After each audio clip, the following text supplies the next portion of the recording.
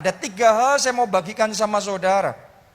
Nomor 1, sadari bahwa Tuhan adalah pemilik segalanya dalam hidup kita.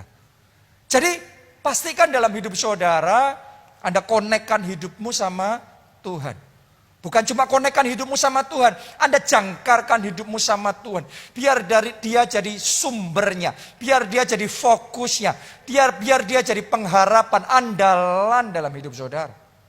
Yeremia 17 ayat 7-8, itu ayat rema tahun ini. Jadi saya harap saudara hafal ayat itu. Ayatnya apa tadi? Yeremia 17 ayat 7-8. Diberkatilah orang yang mengandalkan Tuhan. Diberkatilah orang yang menaruh harapannya kepada Tuhan.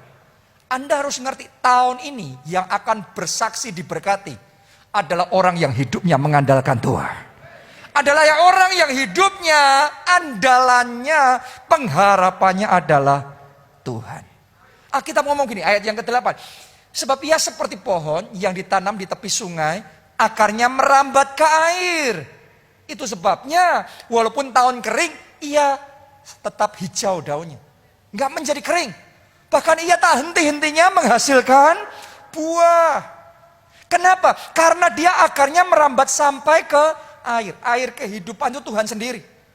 Jadi ini artinya membuat hidup kita sumbernya siapa? Tuhan. Tuhan jadi sumber pengharapan saudara. Tuhan jadi sumber keselamatan saudara. Tuhan menjadi sumber pertolongan saudara.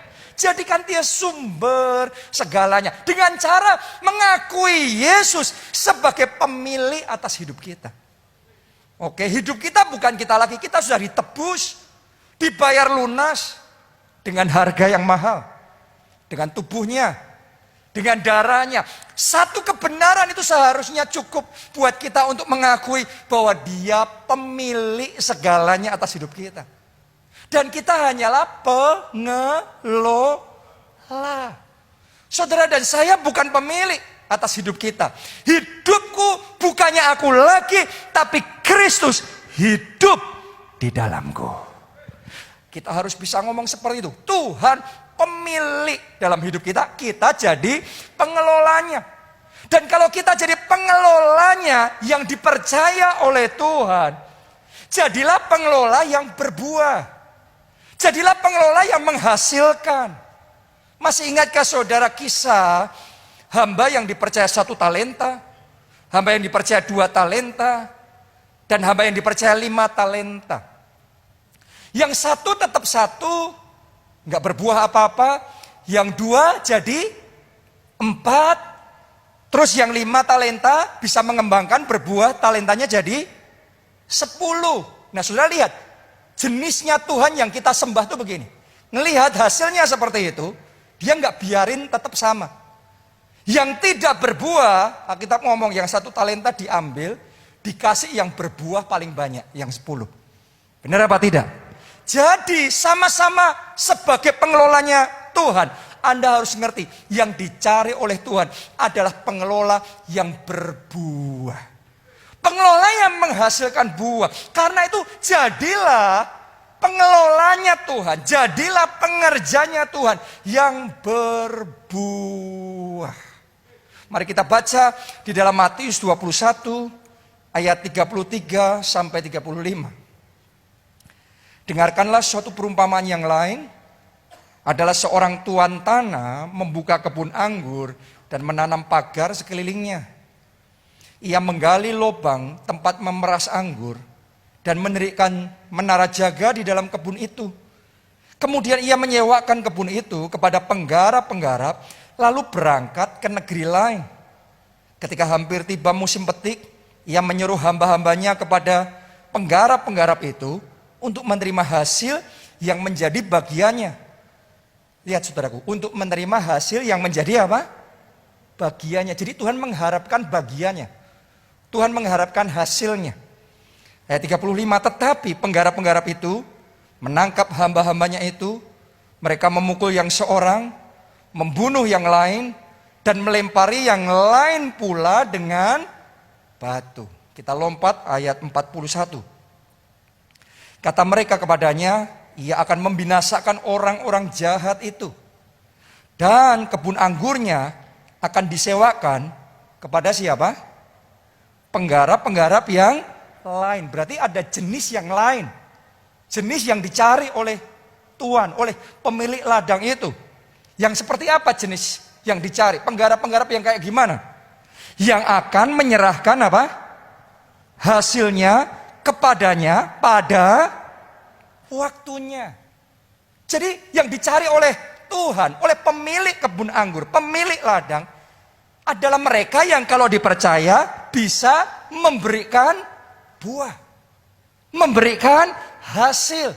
Karena itu kepada yang berbuah 2 talenta jadi 4, 5 talenta jadi 6. Kepada mereka yang menghasilkan buah, pemilik ladang itu ngomong begini, pemilik talenta itu ngomong begini, hai engkau hambaku yang baik dan setia. Engkau sudah setia dalam perkara kecil, sekarang turutlah dalam kebahagiaan Tuhanmu. Oh, saya berdoa suatu hari nanti, tiba waktunya Tuhan ngomong sama kita masing-masing, engkau yang baik dan setia. Engkau hamba-hambaku, anak-anakku yang baik dan setia. Masuklah dalam kebahagiaan Tuhan. Amin. Karena itu kita harus ambil komitmen dalam hidup kita. Kita harus berbuah bagi Tuhan. Dalam hidup kita harus muliakan Tuhan dengan semua yang Dia percayakan. Semua talenta yang Dia tanamkan dalam diri kita harus berbuah. Selagi kita masih ada hidup di dunia, berarti Dia berikan waktu. Saya berdoa, waktu yang Tuhan berikan sama saudara bukan hanya Anda nikmati sendiri, tapi waktu itu berguna buat Tuhan. Pakai waktumu menyenangkan hati Tuhan. Pakai hatimu untuk menaikkan puji-pujian, penyembahan bagi Tuhan. Pakai waktumu untuk melayani Tuhan. Kalau Tuhan kasih saudara talenta, doa saya talentanya bukan cuma untuk diri kita sendiri. Tapi talenta kita berguna untuk memajukan pekerjaan Tuhan. Kalau Tuhan promosikan saudara, sebagian orang doanya Tuhan promosikan, Tuhan angkat saya. Tapi kalau kita diangkat Tuhan, itu kita pakai hanya kita sendiri, atau Tuhan juga punya bagian di situ. Saya berdoa kalau Anda dipromosikan, promosi yang dari Tuhan juga akan dikembalikan untuk memuliakan Tuhan. Melalui jabatan saudara, hidupmu ada kesaksian yang menyenangkan hati Tuhan. Melalui jabatan saudara, engkau bisa bersaksi kepada lebih banyak orang dan nama Tuhan dipermuliakan. Kalau Anda diberkati Tuhan dengan berkat finansial, doa saya tidak semua kita habiskan untuk diri kita sendiri. Alkitab ngomong, muliakan Tuhan dengan hartamu. Jadi bukan cuma untuk diri kita sendiri, semuanya untuk kita sendiri. No. Biarlah semua yang ada dalam hidup kita bawa untuk kemuliaan Tuhan. Kita bawa untuk menyenangkan hati Tuhan. Kenapa? Karena yang kayak gitu, penggarap yang seperti itu, yang dicari oleh Tuhan, yang Tuhan ngomong engkau baik dan setia, masuklah dalam kebahagiaan Tuhanmu.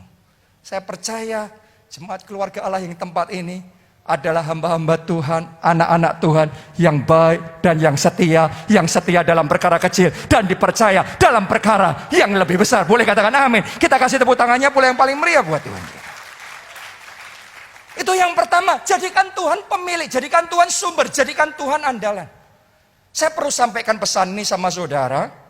Saya tahu dan saya yakin sekali di 2022 ini kalau saudara berjalan bersama Tuhan, Anda benar-benar mengandalkan Tuhan, Anda akan menikmati penyertaan Tuhan yang spesial yang belum pernah engkau rasakan sebelumnya. Sebaliknya kalau kita hidupnya, ya sudah saya sendiri.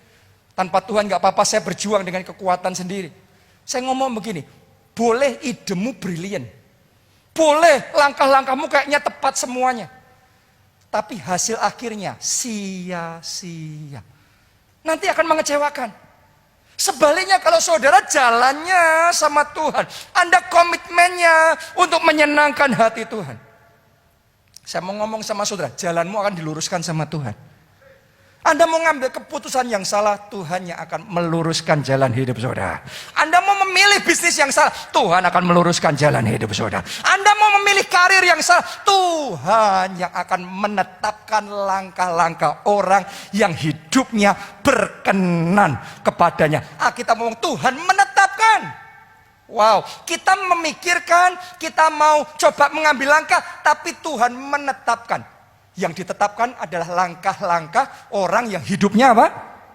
Berkenan, menyenangkan hatinya. Orang yang hidup buat Tuhan. Kalau Anda buat hidupnya buat Tuhan, Tuhan jamin hidup saudara. Karena kalau Tuhan jadi jaminan buat kita, masa depan kita pasti, masa depan kita aman di dalam Tuhan. Boleh katakan amin. Kita kasih tepuk tangan yang paling meriah buat Tuhan kita.